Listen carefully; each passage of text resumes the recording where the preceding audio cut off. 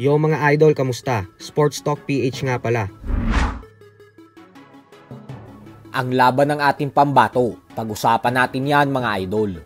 Ngunit bago ang lahat ay huwag kakalimutang mag-subscribe at i-click ang notification bell button for more sports talk. So naganap na nga po kanina lamang ang official and final weigh-in para sa laban ng ating pambato na si undefeated prospect DJ Zamora na nakatakdang ganapin bukas sa Las Vegas, Nevada.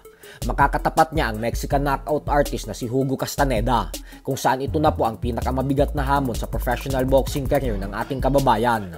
Lalo pat may napakatinding record ang Meksikano na 15 wins with 11 knockouts at isang talo lamang. Pero ganun pa man nga po ay paniguradong hindi din dito nasisindak si Zamora dahil ayon mismo sa undefeated top contender ng featherweight division na si Bruce Carrington ay isa daw si Zamora sa pinakamasipag mag-ensayo na kasama niya araw-araw sa gym. Kaya lagi daw itong napakaganda ang kondisyon dahilan kung bakit may napakalinis umano itong undefeated record na 15 wins with 10 knockouts at walang talo. Wala din pong naging problema ang dalawa kanina sa pagkuha ng tamang timbang dahil pareho silang pasok sa super featherweight limit. Kaya naman dahil dyan ay tuloy na ang kanilang sagupaan bukas. Halos 3 buwan pa lamang po ang nakakalipas magmula ng huling beses sumampa sa ibabaw ng lona si Zamora, kung saan tinalo niya via second round knockout si Roman Ruben Reynoso. Kaya talagang sobrang aktibo ngayon ang bagitong 21 anyos na si Zamora sa sports ng boxing. Suportahan po natin ang kanyang laban bukas kasi isa po talaga ito sa mga Pinoy na may napakalaki ang tsansa na maging isang ganap na world champion balang araw. Lalo pat hindi ito ang pangkaraniwang Pinoy boxer gawa ng magaling ito sa puntusan at isang high IQ technical fighter. Sa kabilang banda naman mga idol ay bagamat nga po hindi pa gaanong kaputok ang pangalan ng current undisputed super bantamweight world champion Japanese monster na Oya Inoue sa buong mundo kagaya nila Canelo Alvarez at Gervonta Tank Davis.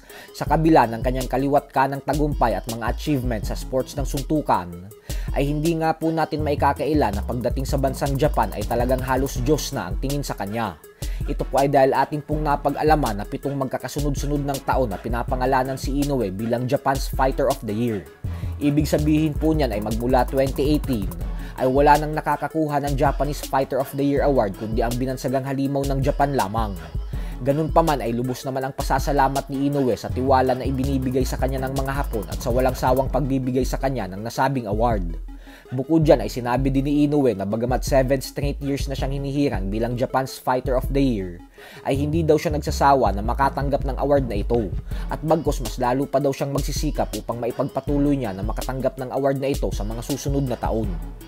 Samantala, bagamat nga po si Errol Spence Jr. na ang pinakamalakas na fighter na nakalaban at tinalo ni Terence Crawford sa kanyang buong professional boxing career, ay prangka nga pong sinabi ni Crawford na sa palagay niya umano ay hindi pa sapat ang mga naabot na tagumpay ni Spence upang mapabilang sa International Boxing Hall of Fame kapag nagretiro na ito.